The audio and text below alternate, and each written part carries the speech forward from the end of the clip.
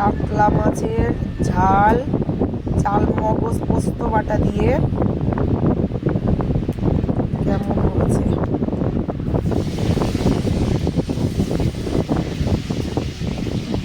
এই যে এক গামলা আর এই গামলা কাতলা মাছ ভাজা হচ্ছে। এই যে কাতলা মাছের পোস্ত বাটা দিয়ে কালিয়া হবে, পোস্ত চাল মগজ বাটা দিয়ে কালিয়া হবে। কালো জিরে ফোড়ন দিলাম, এই যে পেঁয়াজ ফোড়ন দিচ্ছি, এই যে কাতলা মাছের ঝাল হবে, এই পেঁয়াজটা দিয়ে নাড়াচাড়া করছি। পেঁয়াজটা লাল লাল করে ভাজবো।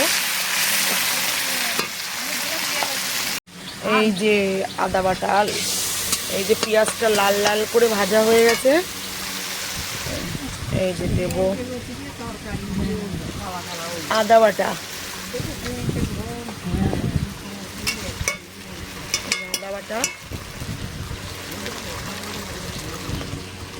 এই যে রসুন বাটা,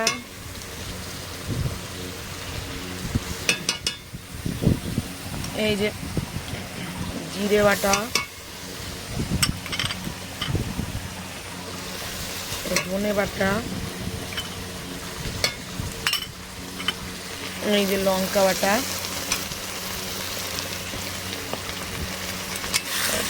নাড়াচাড়া করবো। এই যে হলুদ, এই যে লবণ,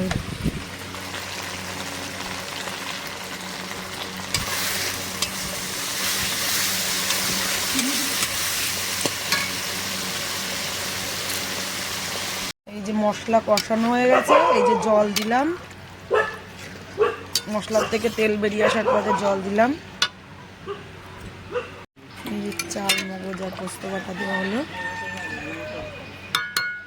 এই যে মাছটা দিলাম ঝোলে, ঝোলটা ফুটে ওঠার পরে মাছটা দিলাম।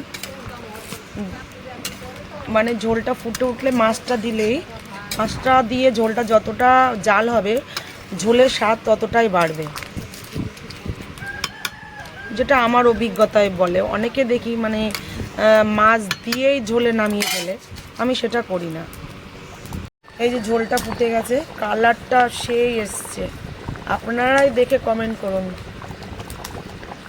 দেখেই লোভ লাগছে, আমার নিজের রান্না নিজে বলতে নেই, তবুও বলছি।